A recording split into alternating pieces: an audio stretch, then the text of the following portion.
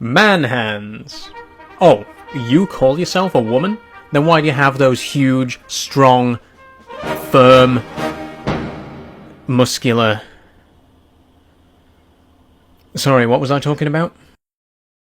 Transphobes love to talk about women's hands, specifically the fact that trans women tend to have larger hands than cis women. And by tend I mean often, and by often I mean not always, and by not always I mean this transphobic talking point has already been blown clean out of the water before we even begin. But let's talk about it. A hand is an appendage with 5 digits found at the end of the human arm. Most humans have 2 hands, although the average is actually slightly less than 2, meaning that if you have 2 hands you technically have an above average amount of hands. No 2 hands are the same, even your own hands are the exact opposite of each other.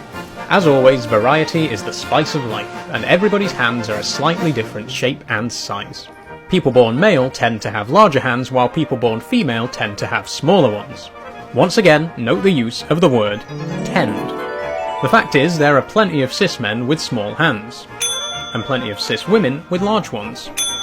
As usual, biology is not a strict binary, and just like every other body part transphobes use to justify their hatred of trans women, such as broad shoulders, an Adam's apple, and a defined jawline, people from across the biological spectrum can have any or all of these features.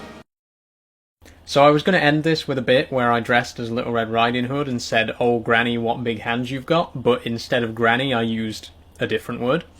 I kind of felt gross saying it though, even as a joke, so instead I'm doing this bit to tell you how funny that bit would have been if I filmed it, which I didn't. Goodbye.